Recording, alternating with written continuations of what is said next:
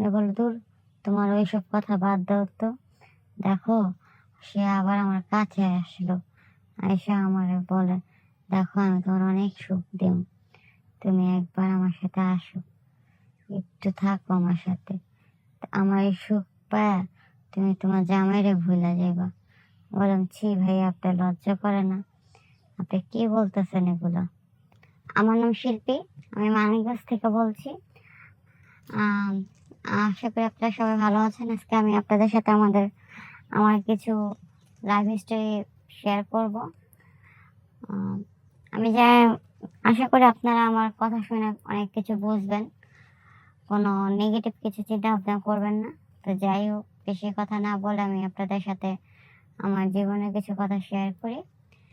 তো আমি হচ্ছে আমার বাবার একমাত্র মেয়ে। ছোটবেলা থেকে খুব আদরের মেয়ে ছিলাম, আছি এখনো। অনেক সবকিছু দিক দিয়ে আল্লাহর মতো ভালো ছিলাম। পড়ালেখার দিক দিয়ে, ঘরে সাংসারিক দিক দিয়ে, কাজকর্ম সবই পারি। মা ছোট থেকে সবকিছুই শিখাইছে। ক্লাসও ফার্স্ট ছিলাম। যাই হোক, এইভাবে আস্তে আস্তে বড় হইলাম। শিশু জীবনটা খুব সুন্দর ছিল, অনেক সুন্দর লাইফ কাটাইছি। দেন একদিন বিয়ে হলো। বিয়ে হয়েছে, শ্বশুরবাড়ির অবস্থা খুব ভালো, ওইখানেও খুব ভালো হাজবেন্ড পাইছি।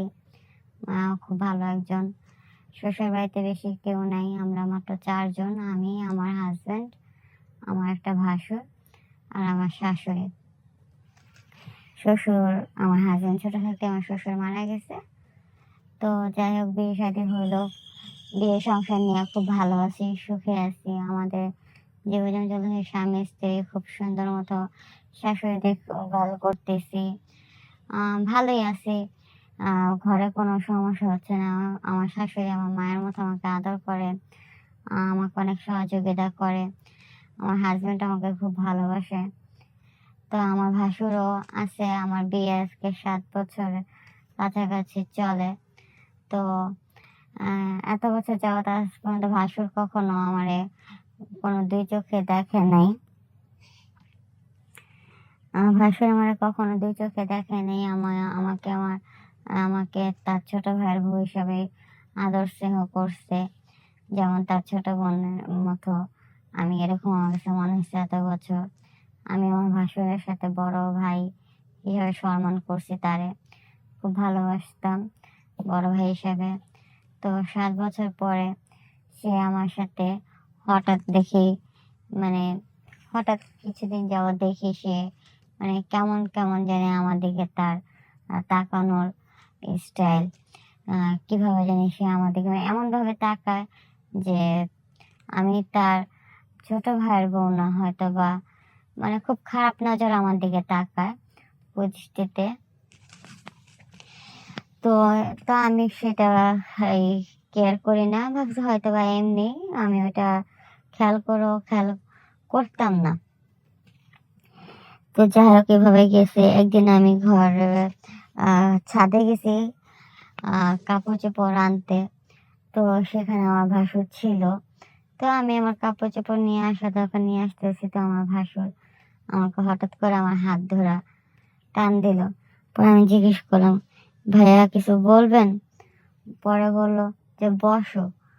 তো আমি বসলাম, ভাবলাম যে ভাই বসতেই পারি, কথা বলতেই পারি। তো কথা বললাম। উনি কথা বলতে বলতে উনি আমাকে মানে এমন কিছু কথা বলে, মানে সে যে আমার ভাসুর তার ধারা আমি এরকম কিছু আশা করিনি। সে আর কি আমার সাথে খারাপ কিছু কথা বলে, যেমন আমাদের স্বামী স্ত্রীর কথা সে আমাদের বলে, জিজ্ঞেস করে আকার ইঙ্গিতে। তো তখন আমি বলি যে ভাইয়া, আপনি কি বলতেছেন এগুলো? আপনি তো আমার বড় ভাসুর। তখন সে আমারে বলল, আরে এখনকার মধ্যে ভাসুর, ছোট ভাইয়ের বউ, এগুলা কি চলে? সবাই এখন ফ্রি মাইন্ড। কিন্তু আমি বললাম, দেখেন, এটা কিন্তু আপনি কথা ভুল বলতেছেন, কথা ঠিক বলতেছেন না। আপনি কিন্তু কাজটা খারাপ করতেছেন ভাই, এগুলো আপনার বলা উচিত না। পরে সে আমারে বলে যে কি উচিত না? দেখো, আমার ছোট ভাই তোমার কি খুশি রাখে, তার থেকে বেশি খুশি আমি তোমাকে করব। তোমার যা লাগবে আমি তোমারে দিব, তোমার আমি অনেক খুশি দিব, অনেক সুখ দিব। তুমি একদিন আমার সাথে সময় দাও। তখন আমি খুব রাগ হলাম, ভাইয়া, আমি চিল্লায়ে উঠলাম, ভাইয়া আপনি কি বলতেছেন? পরে বললো, আরে চিল্লাইতেছো কেন, বসো, চুপ করে কথা বলো। তো ভাবলাম সে আমার বড় ভাসুর, তো চুপ হয়ে গেলাম। পরে আমি বললাম যে দেখেন ভাইয়া, এত বছর হয়েছে বিয়ের, আপনি কোনোদিন আমাদেরকে এইভাবে কিছু করেন নাই। আমি আপনার আমার ভাইয়ের মতো জানি, কিন্তু হঠাৎ করে আপনার এমন কি হয়ে গেল যে আপনি আমার সাথে এভাবে কথা বলতেছেন? পরে বলল, দেখো, মানুষের মন চেঞ্জ হতে সময় লাগে না, আর এমন তো না যে তুমি আমার আপন বোন। আমাকে ভাইয়া আপন বোন হলে কি মানুষই খালাতো বোন বা ভাইয়ের বউ, ছোট ভাইয়ের বউর সাথে কি মানুষ বোন ভাবতে পারে না? উনি বলল, দূর, তোমার ওইসব কথা বাদ দাও তো।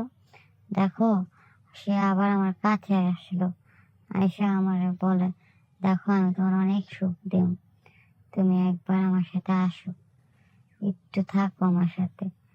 আমার এই সুখ পায় তুমি তোমার জামাইরে ভুলে যাবা। বললাম, ছি ভাইয়া, আপনার লজ্জা করে না? আপনি কি বলতেছেন এগুলা? পরে এটা বললা আমি রাগ করে আইসা পড়ছি।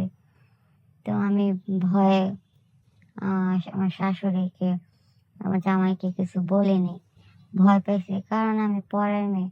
আমি বললে তারা হয়তো আমার কথা বিশ্বাস নাও করতে পারে, আবার হয়তো বা আমাকেই বকাবাজি করতে পারে।